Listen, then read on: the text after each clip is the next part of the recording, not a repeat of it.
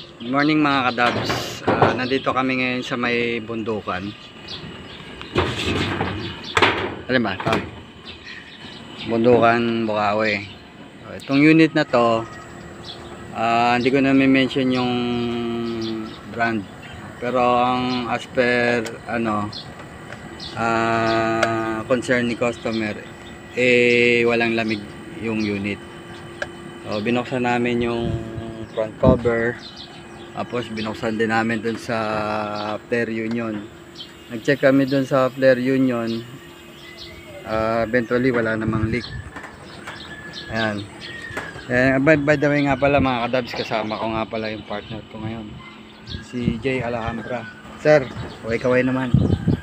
Shout out kay Kuya Dabs. Ayun. So yan ang aming master technician dito sa pinapasukan ko. Nag-initial charging kami 100 plus 100 something PSI. Ayan. Tapos continuous charging kami ngayon. Ang tabay lang si Master J. Tingnan natin kung ilan yung stable niya na PSI, no? Kasi ngayon observe pa natin yung unit ngayon kung saan ba talaga nagkaroon ng problema. Master J, saan ba nagkaroon ng problema? Tingnan muna natin yung Kadabs, yung problema. Okay.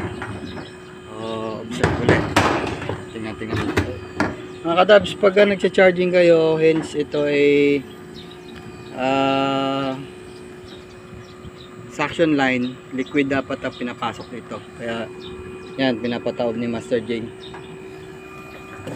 Dapat na pumasok dyan is liquid. Tapos yung ating discharge line, ayan, may indication ng low refrigerant kasi nag-ISO. Hopefully maya maya mawawala na yan mga kadabs. Ayan.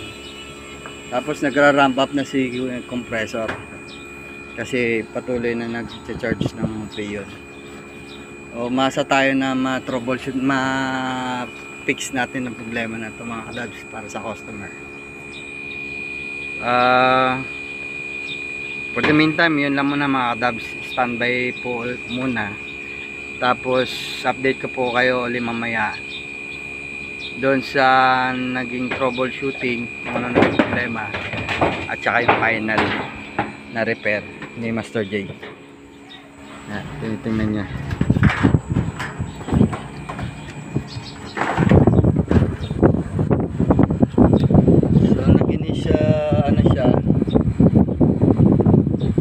Charge siya ng mga 115.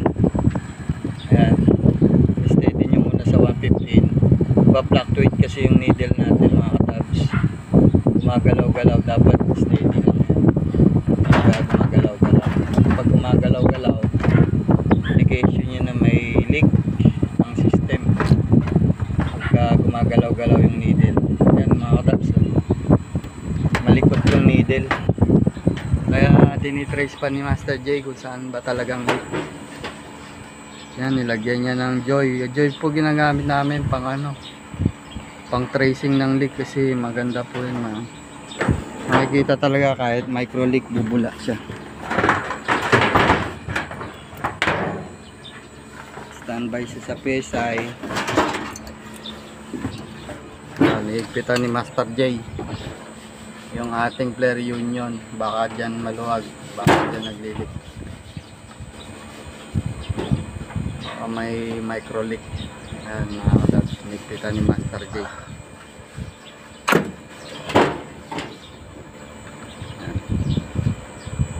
So sa ngayon mga kadabs, okay naman na yung compressor, ramping up pa rin siya.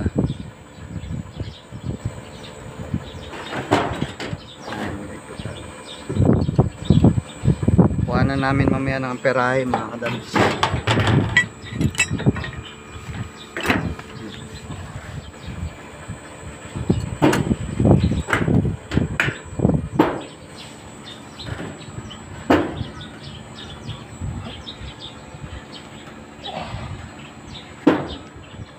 Pag mga katabs, meron kayong papaservice, PM nyo lang si Master J. At So, sisikapin natin matugunan yung mga problema ng aircon. Ba't biglang parang umusok, Master J? Inaano ko lang, pinasingaw ko lang. Kunti. Parang flashing. Hmm. Pinasing niya, kaya may nakita tayong biglang may umulandit na refrigerator. Dito ka muna. Titignan ko ng talo. Ayun, titingnan din ni Master J. So, mga kadabs, standby muna kami.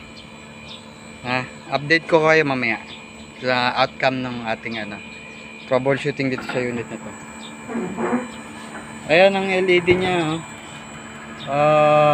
Red, steady, tsaka blinking yung green. Indication niya na normal naman, normal yung operation ng pressure. So, ganyan. Linaw ba? Tambay lang mga kadabs. So, yun mga kadabs, okay na yung unit. Malamig na. Pupunta tayo rito mga kadabs kaya Master J. Nangingi tayo ng final word.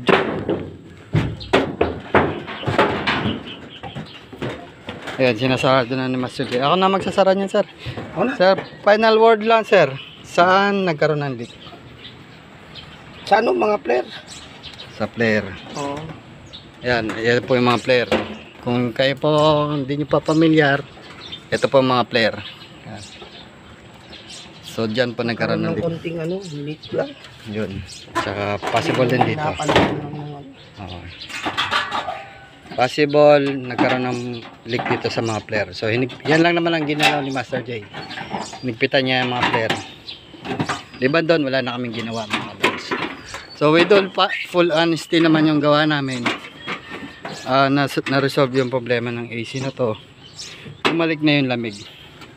So, pag na-encounter nyo mga dabs na nawawala yung lamig ng inyong AC, kahit wala po kayong alam, pwede nyo pong check upin dito sa mga flare. Kasi dyan lang naman aaring may possible na magka-problema pag nawala yung lamig. Yung micro leak sa mga flare. Yan mga dabs. Yan. Paalam ka na, Sir Master J. Hello, maraming salamat kadabs. Nagawa tayo ulit ng cleaning aircon mamaya, susunod. Ayun. Maraming salamat at magandang umaga sa inyong lahat. Ng pagkipalo kay Daddy Dabs. Thank you. Okay. Ayan, sa mga kadabs, maraming salamat po sa inyong lahat sa pagsubaybay sa ating channel. Sana po subscribe po kayo sa aking channel para marami po tayong matulungan mga homeowner ng may AC na may problema sa mga AC nila na pwede namang resolvehin on their own knowledge through panonood lang ng YouTube. So yun lang po mga kadabs. God bless. Take care always and bye bye. Maganda